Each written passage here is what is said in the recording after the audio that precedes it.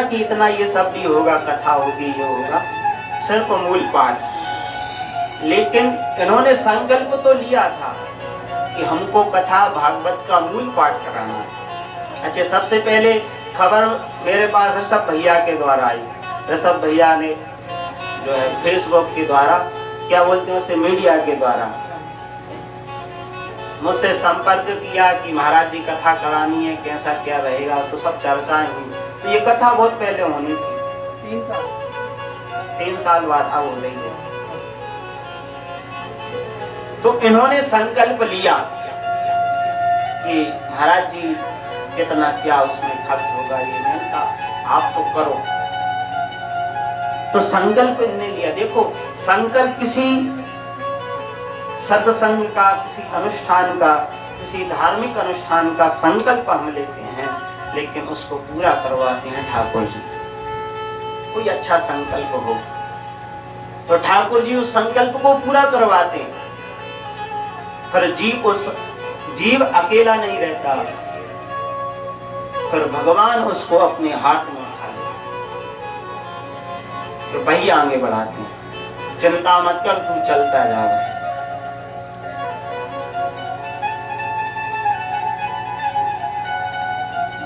देखो भैया, कथा आपने सबने सुनी है कि श्रीमद् भागवत कथा में क्या होता है, क्रमबद्ध है, सबने सुन रखी है कथा, वही कथा है। लेकिन कथा सुनकर के, कथा के बहाने हम श्री हरि तक कैसे पहुंचे, भगवान के प्रति हमारा अनन्य प्रेम कैसे बढ़े, ये कथा सिखाती है।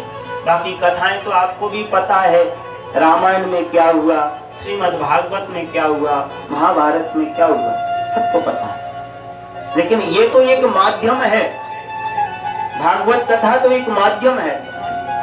सच बताऊं तो ये हमको श्री हरि के चरणों के प्रति प्रेम कैसा बढ़े, कैसे बढ़े, वह बताता है, सिखाता है। तो कुछ होमवर्क हो जाए फिर आ जाए, हैं? हो जाए होमवर्क। अच्छा बताओ, कल कथा कहाँ विश्राम करिए?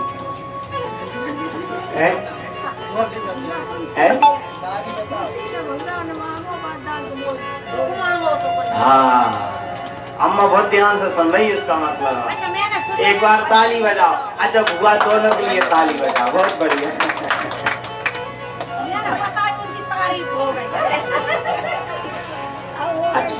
देखो, जब हम पूछते हैं और यदि आप तुरंत उत्तर देते हैं तो इससे हमको उत्साह होता है कि नहीं भाई, हम जो सुना रहे हैं वह आपकी समझ में आ रहा है, तो हमारा सुनाना सार्थक है।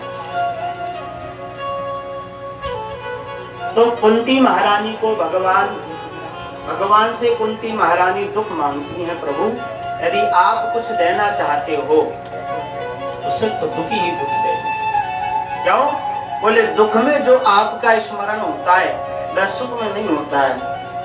सुख आते ही तो हम आपको, सुख आ जाए महाराज, सुख आ जाए तो फिर ये समझो, व्यक्ति यदि 10-15 मिनट भी भगवान के मंदिर में चला जाकर के जल चढ़ा जाए तो बहुत बड़ी बात है, बहुत बड़ी बात है। लेकिन दुख आते ही राम राम मुख से निकले या ना निकले, लेकिन हाय राम तो सारा दिन निकलता है।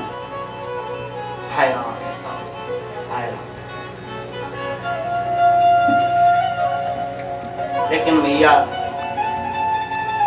विपदा संतु न शश्वत तत्र तत्र जगत गुरु भवतो दर्शनम यस्यात् पुनर्भव दर्शनम। कह रहे सबसे बड़ी संपत्ति वही है जिसके पास भगवान के नाम का धन है। हमारो धन राधा श्री, संतों का धन राधा राधा राधा।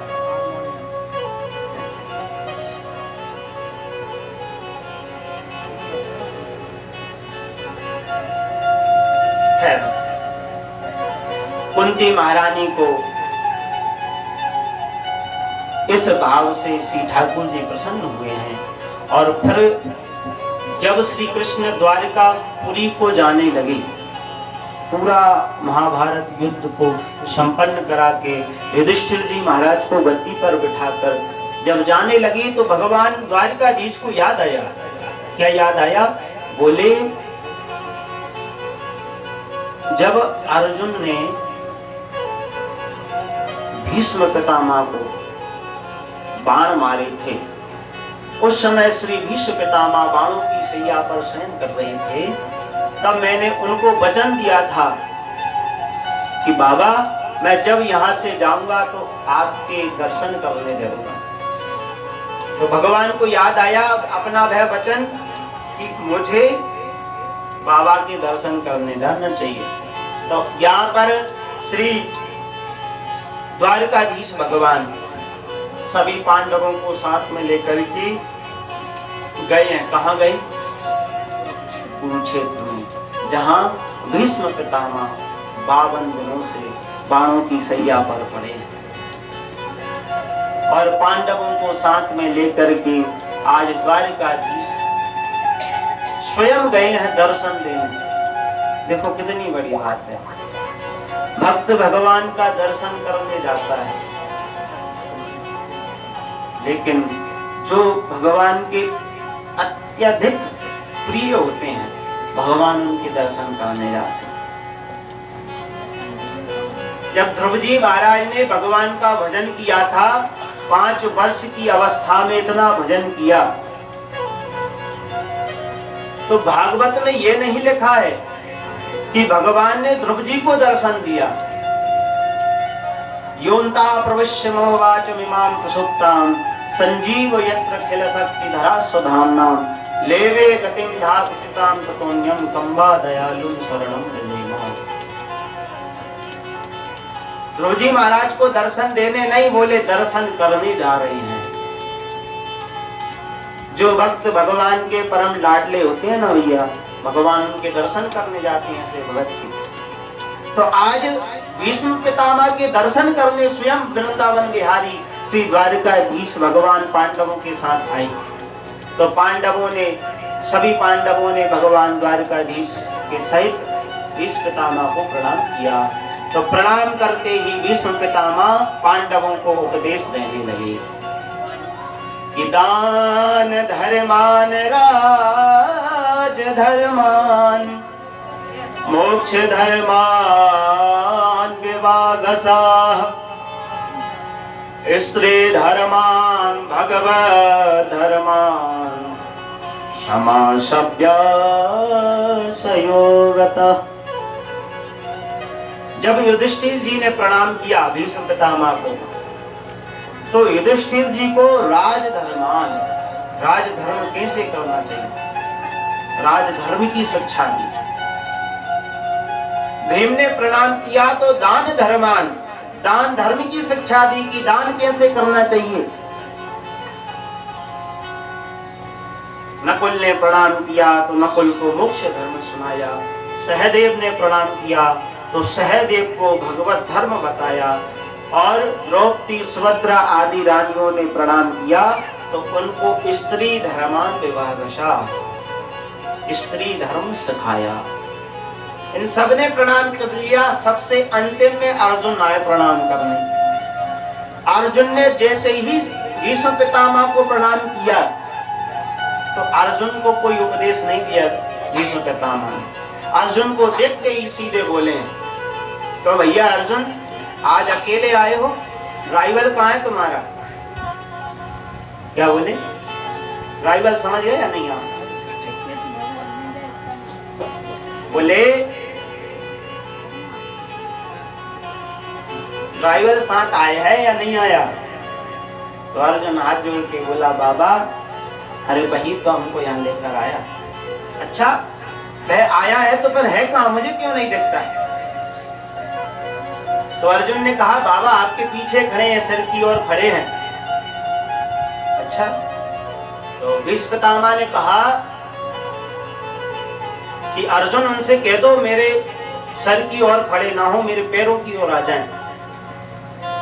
इतना सुनना था, भगवान ने पीछे से कहा कि बाबा मैं खड़ा हूं, यहीं खड़ा हूं। मैं सामने इसलिए नहीं आ रहा, यदि सामने आऊंगा तो पैरों की ओर आना पड़ेगा, और यदि पैरों की ओर आऊंगा तो ये संसार कहेगा कि देखो भीष्म ने अंतिम समय मरते मरते भगवान की ओर पैर करके, इसलिए मैं सामने नहीं आ रहा। लेकिन भीष्म पितामह ने कहा भगवान द्वारकाधीश से, हे द्वारकाधीश, मुझे संसार की चिंता नहीं है, आप मेरे सामने आ जाओ, मैं आपका दर्शन करना चाहता हूँ। क्यों? मेरे अंदर इतनी सामर्थ्य नहीं है, मेरे शरीर में इतनी ताकत नहीं है, जितना रक्त था सारा बह चुका है, जितनी ताकत थी रक्त के द्वारा सारी बह चुकी है। आप मेरे सामने आ जाओ, मेरे अंदर इतनी सामर्थ्य नहीं कि मैं मुड़ करके आपको प्रणाम कर सकूं, आप मेरे सामने आ जाओ। मुझे दुनिया की कोई चिंता नहीं है, दुनिया चाहे कुछ कहे, इतना तो करना स्वामी, जब प्राण तन से निकले गोविंद नाम लेकर मेरे प्राण तन से। मैं सब अंतिम क्षणों में आपका दर्शन करना चाहता हूँ। इतना कहना था कि मेरे द्वारकाधीश वृंदावन बिहारी भीष्म पितामह के सामने आकर खड़े हो गए, और प्रभु के दर्शन करते ही भीष्म पितामह बोल पड़े, प्राप्य कांत भक्तेषु पश्य पूर्वाणि कंपितम यन्मे सुत्ययता साक्षात कृष्णो दर्शन मागता। आहा, जैसे ही भगवान श्री कृष्ण भीष्म पितामह के सामने आए, सन्मुख आए, तो भैया देखो भीष्म पितामह गदगद हो गए। बोले देखो भैया, आज कृष्ण दर्शन देने आ गए मुझे, कृष्णो दर्शन मागता।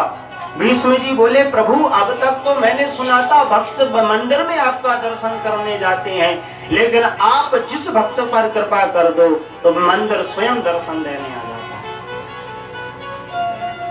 याद रखना भैया, भगवान का ये वचन है, ध्यान से सुनना। बोले यदि बात आदि दोषेना मन भक्तो माम ही विस्मरे अहम स्मरामि तन भक्तम ददामि चा पराम गतिम।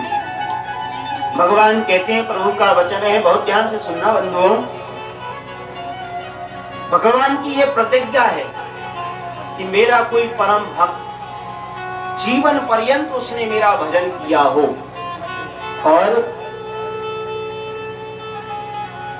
भजन करते करते बुढ़ापा आ गया, और बुढ़ापा आने पर कोई उसके शरीर में रोग लग गया,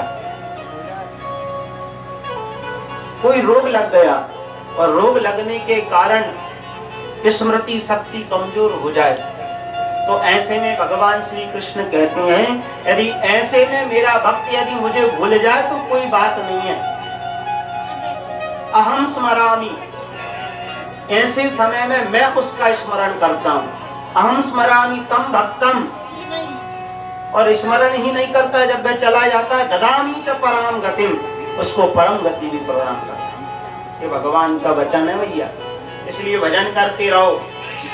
भजन कर मस्त जवानी में बुढ़ापा किसको है, सुनोगे क्या भजन है?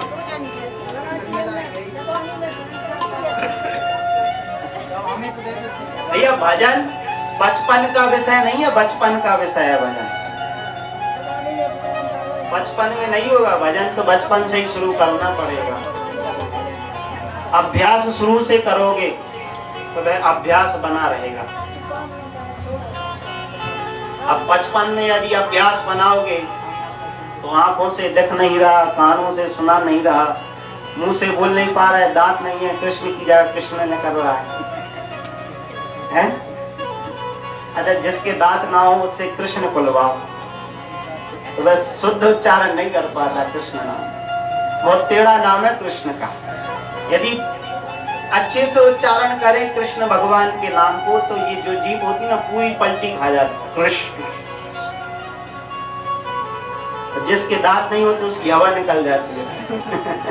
तू टेढ़ा, तेरा नाम टेढ़ा, तो कृष्ण सही से नहीं निकल पाता। इसलिए भजन जो है वो बचपन का विषय है, बचपन का नहीं है।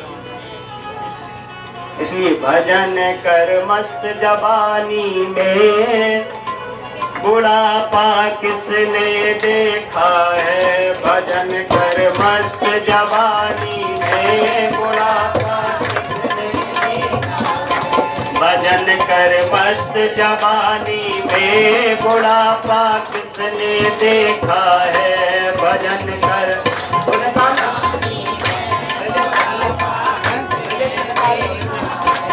भजन कर मस्त जवानी में, बुढ़ापा किसने देखा है, भजन कर मस्त जवानी में। बुढ़ापा भजन कर मस्त जवानी में, बुढ़ापा किसने देखा है, भजन कर मस्त जवानी में। बुढ़ापा